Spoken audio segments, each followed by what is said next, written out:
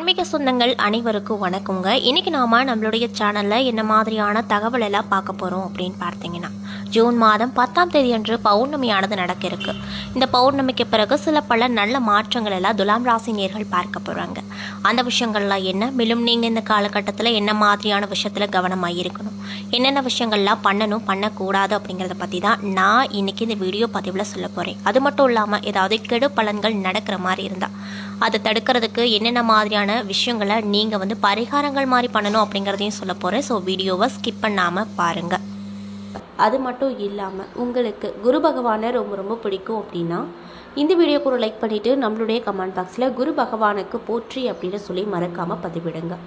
நீங்கள் இந்த தருணத்தில் அவரை நினைத்து இப்படி ஒரு விஷயம் பண்ணும்போது கண்டிப்பாக உங்கள் வாழ்க்கையில் நிறைய விதமான மாற்றத்தை அவர் கூடிய விரைவில் நடத்தி காட்டுவார். ஸோ நம்பிக்கையோடு இந்த ஒரு விஷயத்த பண்ணி பாருங்கள். மேலும் இது போன்ற ஆன்மீகம் சம்மந்தப்பட்ட வீடியோஸ் எல்லாம் நீங்கள் முழுசாக பார்க்கணும் அப்படின்னு ஆசைப்பட்டால் நம்மளுடைய சேனலை மறக்காமல் சப்ஸ்கிரைப் பண்ணிவிட்டு கீழே இருக்கும் பெல் ஐக்கானையும் மறக்காமல் கிளிக் பண்ணுங்கள். அப்போ தான் நம்ம சேனலில் போடுற ஒவ்வொரு வீடியோவுமே நோட்டிஃபிகேஷனாக உங்ககிட்ட வந்து சேரும். ஸோ இப்போ வாங்க நம்ம வீடியோக்குள்ளே போய் முழுசாக பார்த்து தெரிஞ்சுக்கலாம். துலாம் ராசிக்காரங்க நேர்மையும் நீதியும் தான் தன்னுடைய உயிர் மூச்சாக கொண்டு வாழக்கூடிய நபர்களாக இருப்பாங்க. துலாம் ராசி அல்லது துலாம் லக்னத்தில் பிறந்தவங்க ஐப்பசி மாதம் பிறந்தவங்களா இருப்பாங்க. துலாம் அப்படிங்கிறது காற்று ராசியாக சொல்லப்படுது. இவங்க எல்லோரிடத்தமும் காற்றை போலவே கலந்து இனிமையாக பழகக்கூடிய நபர்களாக இருப்பாங்க.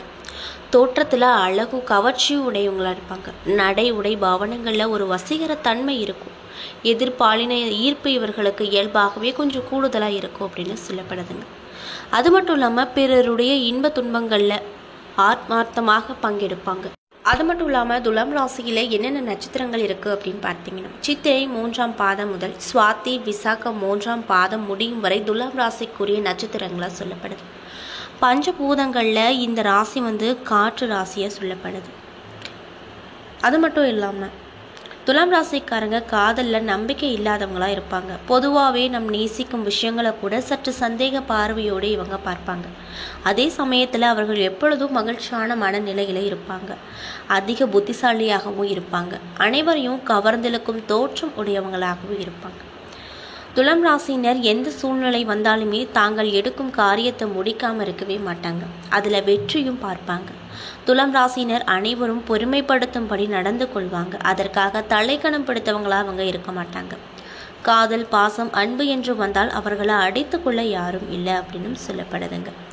மேலும் துலாம் ராசிக்காரர்கள் நம்ப முடியாத பல நற்குணங்களை கொண்டவங்களாக இருப்பாங்க.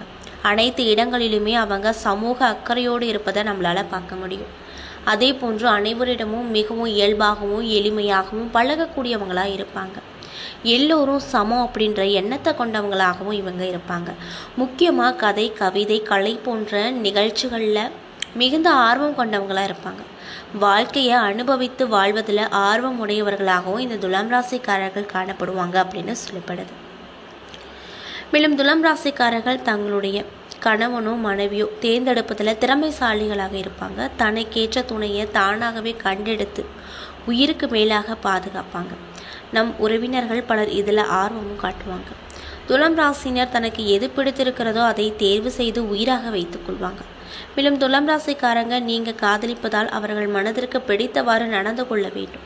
அன்பை மட்டுமே அவங்க கிட்ட காண்பிக்க வேண்டும். அவ்வாறு செஞ்சீங்க அப்படின்னா உங்கள் வாழ்நாள் முழுவதுமே உயிருக்கு மேலாக உங்களை அவங்க கண்டிப்பாக மதிப்பாங்க அப்படின்னு சொல்லப்படுதுங்க. மேலும் ஒரு விஷயத்தில் சரியான கருத்து இல்லை அப்படின்னா அதில் எது சரியானது எது தவறானதுன்னு துல்லியமாக எடுத்து காட்டக்கூடியவர்களாக இந்த துலாம் ராசிக்காரங்க காணப்படுவாங்க. எந்த ஒரு சூழ்நிலை வந்தாலுமே சற்றென்று புரிந்து அதற்கேற்றாற் போல நல்லது கெட்டதை எடுத்துரைக்கும் ஆற்றலும் கொண்டவங்களாக இருப்பாங்க அப்படின்னு சொல்லப்படுதுங்க. மேலும் அவர்களுக்கு நெருக்கமானவங்க தவறான பாதையில் சென்றால் அவர்களை அவ்வளோ சீக்கிரம் வெறுக்க மாட்டாங்க. அவங்களுக்கு நல்லது எடு கெட்டது எடுத்துரைக்கக்கூடிய நபர்களாகவும் இவங்க இருப்பாங்க. இப்படிப்பட்ட அன்பு நேயர்களுக்கு இந்த 5ஆம் தேதிக்கு பிறகு என்னென்ன விதமான சிறப்பான நிகழ்வுகள்லாம் நடக்க போகுது அப்படிங்கிறத பற்றி தான் நான் இன்றைக்கி இந்த வீடியோ பதிவின் மூலிமா உங்கள்கிட்ட முழுசாக சொல்ல போகிறேங்க. ஸோ வீடியோவை ஸ்கிப் பண்ணாமல் தொடர்ச்சியாக பாருங்கள். அது மட்டும் இல்லாமல் இந்த பதிவை துலாம் ராசிக்காரங்க பார்த்துட்ருக்கீங்க அப்படின்னா நான் சொன்ன விஷயம்லாம் உங்களுக்கு மேட்சாக இருந்துச்சுன்னா நம்மளுடைய கமெண்ட் பாக்ஸில் எஸ் அப்படின்னு சொல்லி மறக்காமல் பதிவிடுங்க. மாத கிரக நிலையை ஆராய்ந்து பார்க்கும்போது மாத தொடக்கத்தில் உங்களுடைய ராசிநாதன் சுக்கிரன் உச்சம் பெற்று சஞ்சரிக்கிறார். அது மட்டும் இல்லாமல் குரு வீட்டில் சகாயஸ்தானத்தில் பரிவர்த்தனை யோகமும் பெற்றிருக்காரு. இதனால் உங்களுக்கு இந்த மாதம் அப்படிங்கிறது எப்படி இருக்கும், அது குறிப்பிட்ட இந்த 15 நாள் எப்படி இருக்கும் அப்படின்னு பார்த்தீங்கன்னா, பொருளாதார பற்றாக்குறை நீங்கும், புதிய முயற்சிகளில் வெற்றி கிடைக்கும். ஆயினும் கூட அஷ்டமத்தில் குரு இருந்து சஞ்சரிப்பதால் அதிக விரயங்கள் உண்டாகும். வரவு 1 மடங்கு வந்தால் விரயம் 2 மடங்காகும். இது போன்ற நேரங்களில் சுப விரயங்களை மேற்கொள்வது நல்லதுங்க. மேலும் உங்களுடைய ராசிக்கு அதிபதியானவர் தான் சுக்கிரன். அவர் பகை கிரகமான குருவின் வீட்டில் பரிவர்த்தனம் பெறும் பொழுது நினைக்க இயலாத நிகழ்ச்சிகள் நடக்கும். திடீரென பிள்ளைகளின் சுபகாரிய பேச்சுவார்த்தைகள் முடிவாகும். வீடு மாற்றம், நாடு மாற்றம் விருப்பம் போல அமையக்கூடும். அது மட்டும் இல்லாமல் ஆகாரத்தில் கட்டுப்பாடு செலுத்தி ஆரோக்கியத்தில் சீராக்கி கொள்வீங்க. மேலும் கும்பராசியில் ராகுவும் சிம்ம ராசியில் கேதுவும் சஞ்சரிக்க போகிறாங்க. அது மட்டும் இல்லாமல் உங்களுடைய ராசிக்கு 5வது இடத்துல ராகுவும் லாபஸ்தானத்தில் கேதுவும் சஞ்சரிப்பதால் பிள்ளைகளின் எதிர்கால நலன் கருதி எடுத்து வைக்கக்கூடிய முயற்சி எல்லாத்துலேயுமே வெற்றி கிடைக்கும். முன்னோர் சொத்துக்களில் முறையான பங்கீடு கிடைக்கப்பட்டு ரொம்பவே சந்தோஷகரமாக இருப்பீங்க.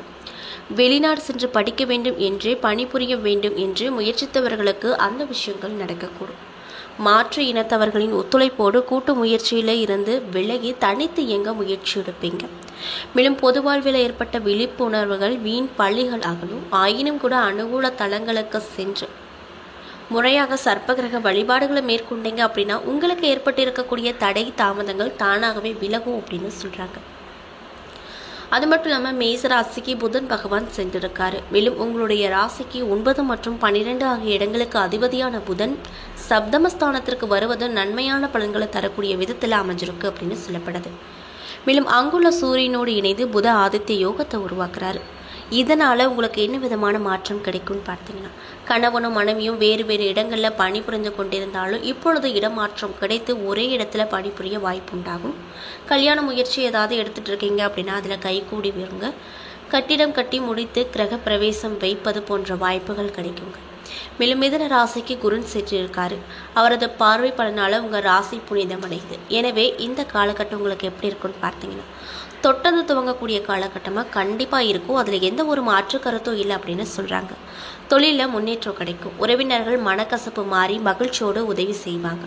கொடுத்த பணம் குறிப்பிட்ட நேரத்தில் வந்து சேரும். உடல் நலம் சீராகி உற்சாகத்தோடு இயங்குவீங்க. வரன்கள் வாசல் தேடி வரும். பிள்ளைகளுக்கு வேலை கிடைத்து உதிரிய வருமானம் கிடைக்கப்பெற்று மகிழ்ச்சிகரமாக இருப்பீங்க.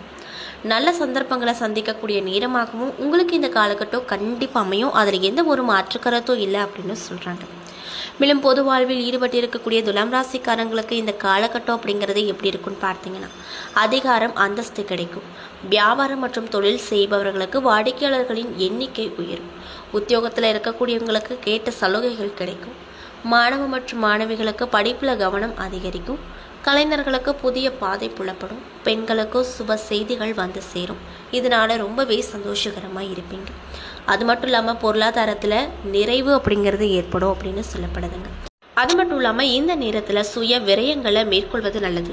வீடு கட்டுவது, கட்டிட வீட்டை பழுது பார்ப்பது, பிள்ளைகளின் கல்யாணத்தை முன்னிட்டு சீர்வரிசை பொருட்கள் மற்றும் வீட்டிற்கு தேவையான அத்தியாவசிய பொருட்கள், மின் சாதன பொருட்கள் போன்றவை வாங்குவதன் மூலமாக விரயங்களை சுப விரயங்களாக உங்களால் கண்டிப்பாக மாற்றிக்கொள்ள முடியும் அப்படின்னு சொல்லப்படுது.